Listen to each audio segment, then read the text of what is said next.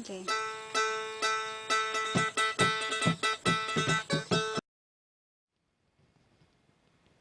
Architecture is determined by the needs of the people, materials on hand, and the people's aesthetic taste.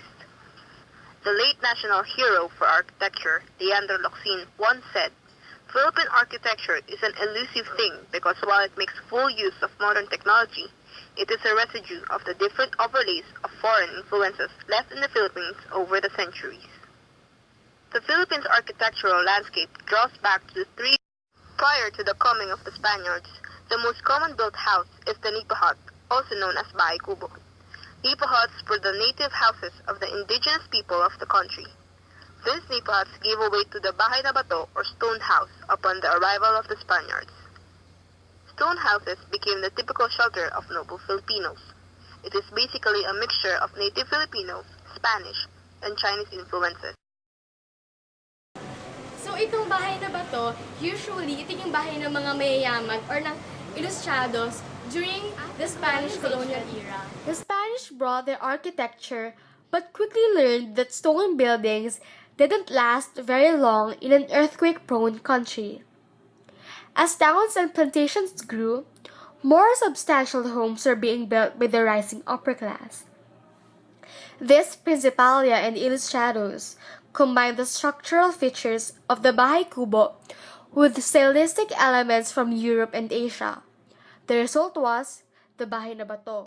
Ang pananakop ng mga Espanyol ang nag-introduce ng European architecture in our country.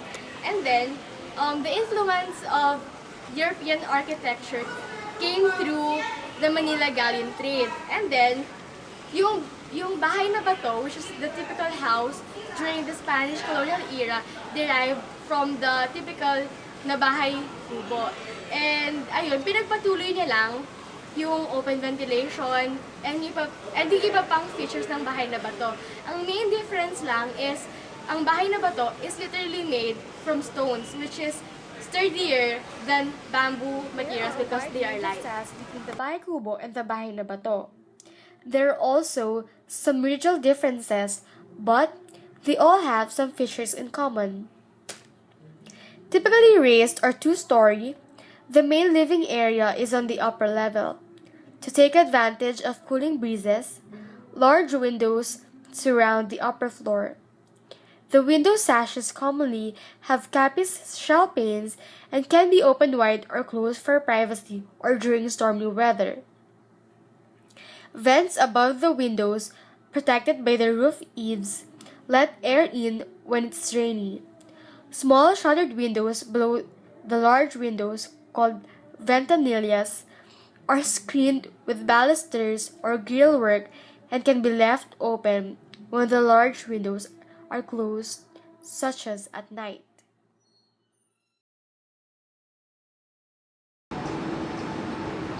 Today, architecture in the Philippines is a result of a natural growth enriched with the absorption of varied influences of our neighboring countries, like for example, India, Thailand, Malaysia, China, Japan, and other neighboring countries.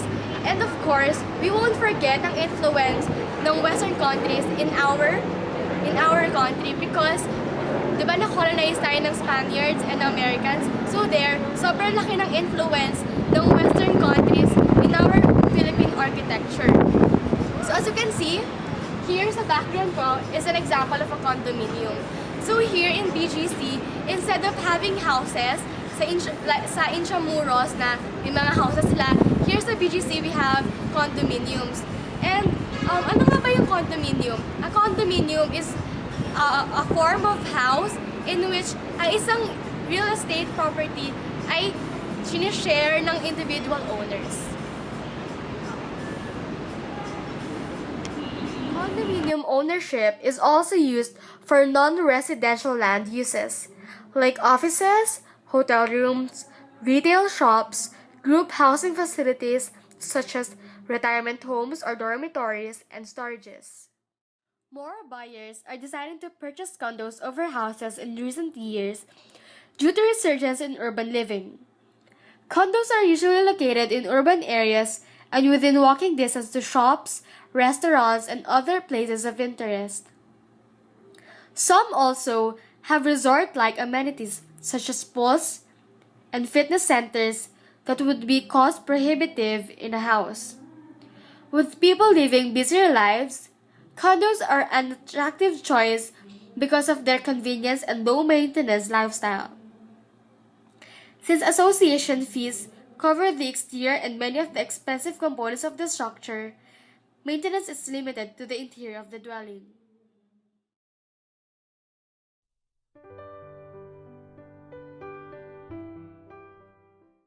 Along with its search for wealth, the Spanish colonizers made it a top mission to spread Catholicism in the Philippines. And to broaden the reach of Christianity, a place of worship is needed to bring the congregation together. As a result, churches were built around the country for Christianity to thrive. One of these churches was the San Agustin Church.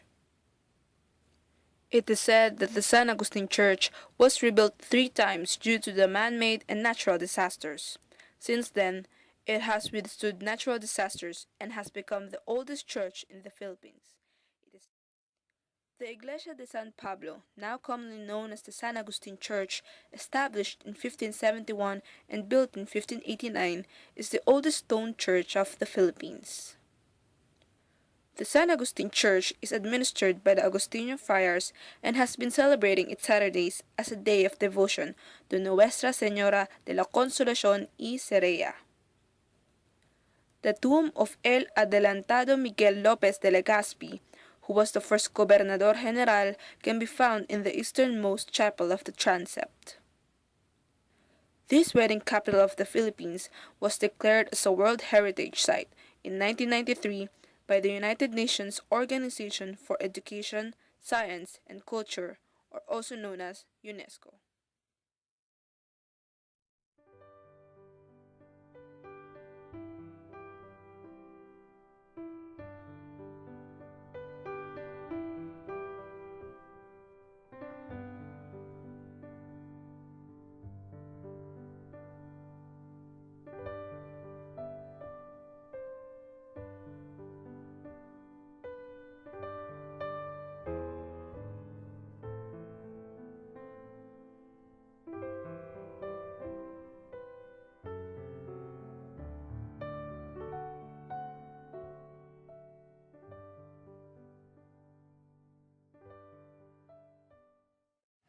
The most unorthodox characteristic of the church, perhaps, is its tubular ceiling, which gives a cave-like impression upon entering the structure. It can be observed that although it is a sight to behold, simplicity is still a major aspect of the church. Made of wood and marble, the overpowering ceiling is softened, and the use of white and brown hues for the altar gives it a more relaxing and serene feel.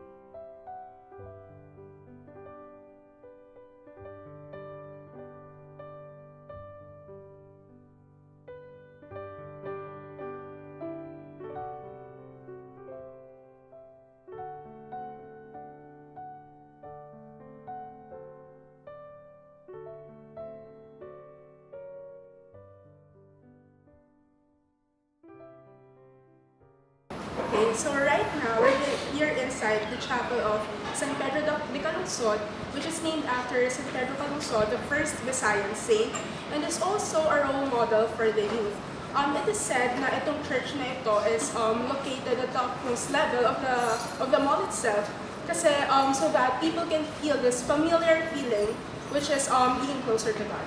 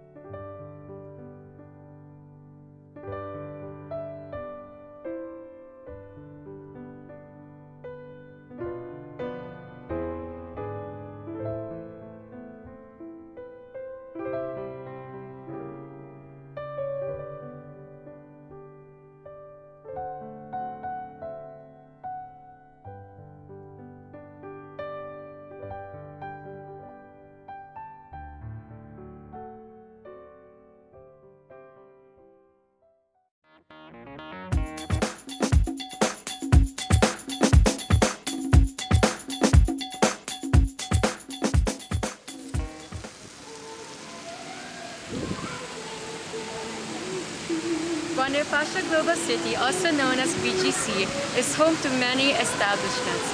Schools such as Enderon College and STI College, to name a few, are here in BGC.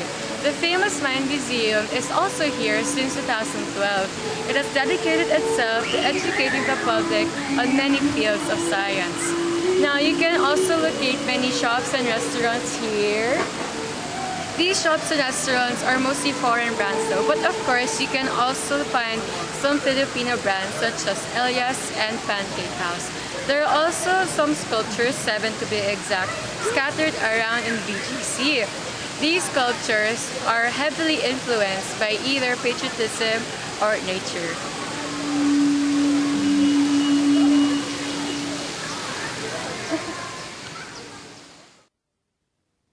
Evolution of Philippine architecture. From bahay kubo to bahay na bato and to condominiums.